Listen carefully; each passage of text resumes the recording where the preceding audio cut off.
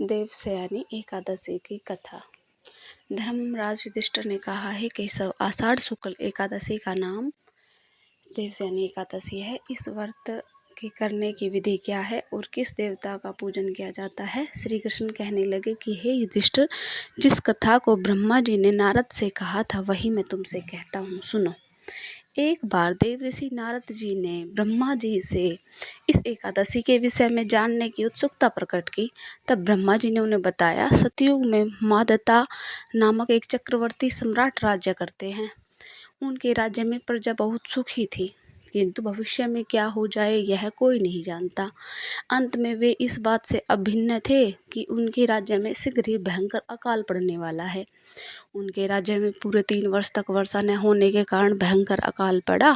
इस अकाल से चारों ओर त्राही त्राही मच गई।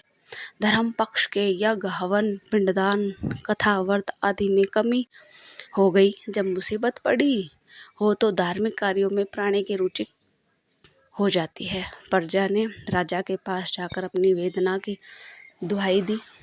राजा तो इस स्थिति को लेकर पहले से ही दुखी थे। वे सोचने लगे कि आखिर मैंने ऐसा कौन सा पाप किया है जिसका दंड मुझे इस रूप में मिल रहा है। फिर इस कष्ट से मुक्ति पाने का कोई साधन करने के उद्देश्य से राजा सेना को लेकर जंगल की ओर चल दिए। तब राजा ने हाथ जोड़कर कहा, महात्मन, सभी प्रकार से धर्म का पालन करता हुआ भी मैं अपने राज्य से इस कष्ट को दूर नहीं कर पा रहा हूँ। आखिर किस कारण से ये दुख दूर होगा।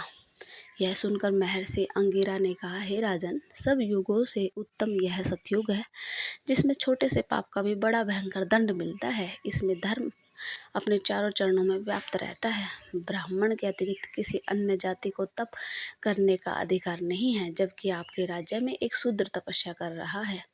यही कारण है कि आपके राज्य में वर्षा नहीं हो रही। जब तक वह काल को प्राप्त नहीं होगा तब तक वह दुर्भिक्ष शांत नहीं होगा। दुर्भिक्ष की शांति उसे मारने से ही संभव है। किंतु राजा का हृदय एक निरपराध शूद्र तपस्वी का समन करने को तैयार नहीं हुआ। उन्होंने कहा, हे देव, मैं उस निरपराध को मार दूं, यह बात मेरा मन स्वीकार नहीं कर रहा। कृपया करके आप और कोई उपाय बताइए। महर्षि अंगिरा ने बताया, आषाढ़ मास के शुक्ल पक्ष की एकादशी का व्रत करें। इस व्रत के प्रभाव से अवश्य ही वर्षा होगी। राजा अपने राज्य की राजधानी लौट आए और चारों वर्णों सहित पद्मा एकादशी का विधि पूर्वक व्रत किया। व्रत के प्रभाव से उनके राज्य में मूसलाधार वर्षा हुई और पूरा राज्य हरा भरा हो गया। तो ये थी देवशयनी एकादशी की कथा। आप सभी को कैसी लगी कमेंट में ज़रूर बताएं। धन्यवाद।